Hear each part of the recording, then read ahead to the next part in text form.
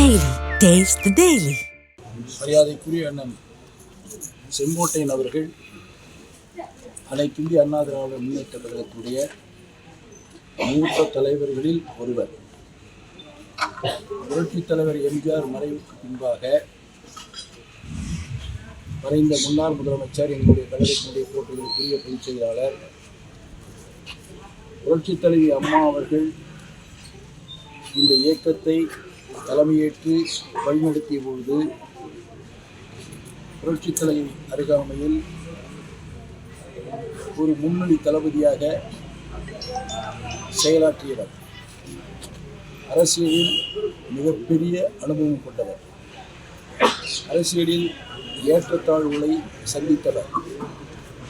அதே நேரத்தில் அவருடைய உழைப்பிற்கு ஏற்ற அளவிலே இதயம் டாக்டர் புரட்சித் தலைவி அம்மா அவர்கள் உயர்ந்த பதவிகளெல்லாம் கொடுத்து அழகு பார்த்தார்கள்.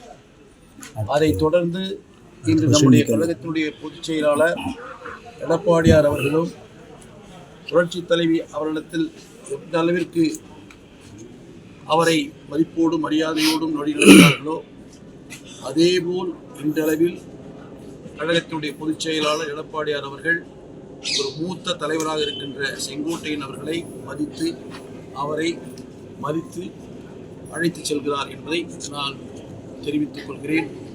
அதோடு மட்டுமல்ல, அதாவது அண்ணன் செங்கோட்டையனை பொறுத்தவரையில் இந்த இயக்கத்தோடு ஒன்றிணைந்து நிற்பவர். அவரோடு அந்த மாவட்டத்திலே இருந்த திரு முத்துசாமி அவர்கள், அவருக்கும் சில சோதனை வந்த பொழுது இந்த இயக்கத்தை காட்டி கொடுத்துவிட்டு எதிரணிக்கு சென்று இன்று அமைச்சராக இருக்கின்றனர். ஆனால் அதே மாவட்டத்தில் இருக்கின்ற ஒரு தலைவர் பல்வேறு சோதனைகளை சந்தித்தாலும் இந்த இயக்கத்தை நம்முடைய உழைப்பாலும் இந்த இயக்கம் வளர்ந்திருக்கிறது என்ற சிந்தனையோடு இந்த இயக்கத்திற்கு கடைசி வரை இறுதி வரை உறுதுணையாக இருப்பார் என்ற நம்பிக்கை எனக்கு இருக்கிறது. பிரிந்திருக்கக்கூடிய அதிமுக ஒன்றிணைஞ்சு போட்டிட்டால் தான் அதிமுக வெற்றி பெற முடியும், இல்லைனா அதிமுகவுக்கு 2026 தேர்தல் தாழ்வு தான் அப்படின்னு ஒரு செய்தியாளர் சந்திப்பில் ஓபிஎஸ் அவர்கள் சொல்லியிருக்காங்க. அவர் சொல்வது அவருடைய கருத்தாக எடுத்துக்கொண்டாலும் கூட எந்த நிபந்தனையும் இல்லாமல் நான் இணைவதற்கு தயார் என்று சொல்கிறார். சொல்லிவிட்டு அடுத்தது என்ன செய்கிறார் என்று சொன்னால் உச்ச நீதிமன்றத்தில் கேவியட் கொடுக்கிறார். அதுக்கு என்ன பொருள்? கட்சியை எதிர்த்து தேர்தல் களத்தில் இருக்கிறார். எதிரிகளோடு சேர்ந்து இணைந்து எங்களை எதிர்க்கிறார். அதற்கு என்ன பொருள்? தலைமை கழகத்திலே அடியாட்களை அடிக்கிறார், பொருளை சேதாரப்படுத்துகிறார். அதற்கு என்ன பொருள்? நான் ஒரு கருத்தை இங்கு வெளிப்படையாக சொல்ல விரும்புகிறேன். புரட்சித் தலைவர் எம்ஜிஆர் மறைவுக்கு பின்பாக இதே போன்ற ஒரு சூழல் இருந்தது. அப்பொழுது புரட்சித் தலைவி அம்மா அவர்களை இந்த கட்சிக்கு தலைமையேற்க வைக்கக்கூடாது என்பதற்காக சில பெருந்தலைவர், ஏன் குறிப்பாக சொல்லுகிறேன், ஆர்.எம். வீரப்பன் போன்றவர்கள் எல்லாம் ஒரு சில தலைவர்கள் இணைந்து புரட்சித் தலைவர் எம்ஜிஆருடைய துணைவியார் அன்னியார் ஜானகி அம்மையாரை முன்னிறுத்தினார்கள். முன்னிறுத்தி முதலமைச்சர் பொறுப்பையும் கொடுத்தார்கள். அதற்கு பின்பு நம்பிக்கையில்லா தீர்மானத்தில் ஆட்சி கவிழ்ந்த பின்பு தேர்தலும் வருகிறது. அந்த தேர்தலில் ஜானகி அம்மையாரை முன்னிறுத்தி மறைந்த முன்னாள் நடிகர் சிவாஜி கணேசன் அவர்களை கூட்டணி வைத்துக் கொண்டு தேர்தல் களத்தில் இருக்கிறார்கள். அவர்கள் ஒரு பிரிவாக நிற்கிறார்கள். புரட்சித் தலைவி அம்மா அவர்கள் தொண்டர்களுடைய செல்வாக்கோடு ஒரு பிரிவாக நிற்கிறார்கள். ஜே என்று அதற்கு பெயரிடப்படுகிறது.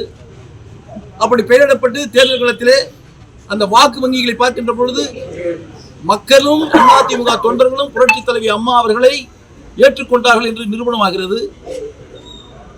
அன்னியார் ஜானகி அம்மையார் அவர்கள் எந்த வகையிலாவது புரட்சித் தலைவி அம்மா அவர்களை வெளியேற்ற வேண்டும் என்று ஜானகி அம்மையாரை பயன்படுத்துவதற்கு இந்த தலைவர்கள் முயற்சி செய்கிறார்கள். ஆனால் ஜானகி அம்மையார் முடிவெடுக்கிறார். என்ன என்று சொன்னால், இந்த இயக்கத்தை உருவாக்கியவர் என்னுடைய கணவர் உருவாக்கிய இந்த இயக்கம் பாழ்பட்டு விடக்கூடாது.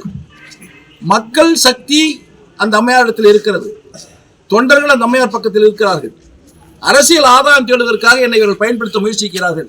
முடியாது என்று சொல்லி நேரடியாக புரட்சித் தலைவி அழைத்து, நான் ஒதுங்கிக் கொள்கிறேன், புரட்சித் தலைவர் எம்ஜிஆர் உருவாக்கிய இந்த கட்சியை நீ வழிநடத்து, உனக்கு நான் பாதுகாப்பாக இருக்கிறேன் என்று சொல்லி தலைமை கழகத்தை கொடுத்து விட்டு ஒதுங்கி விட்டார்கள்.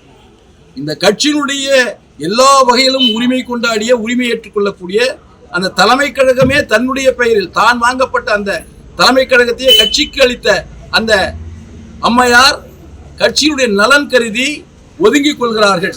ஆனால் சிலர் இந்த கட்சியிலே உள்ளே நுழைந்து எல்லாத்தையும் அனுபவித்து விட்டு, அதிகாரத்தை அனுபவித்து, பணபலத்தை அனுபவித்து விட்டு, வசதி வாய்ப்புகளை உருவாக்கி கொண்டு இன்று இந்த கட்சியை அழிப்பதற்காக முயற்சி செய்து கொண்டிருக்கிறார்கள். இது என்ன நிலை?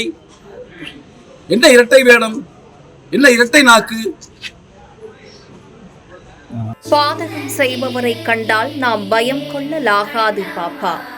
மோதி மிதித்து விடு பாப்பா, அவர் முகத்தில் உமிழ்ந்து விடு பாப்பா. அண்மை செய்திகளை உடனுக்குடன் தெரிந்து கொள்ள இணைந்திருங்கள் எம் நாடு தொலைக்காட்சியுடன்.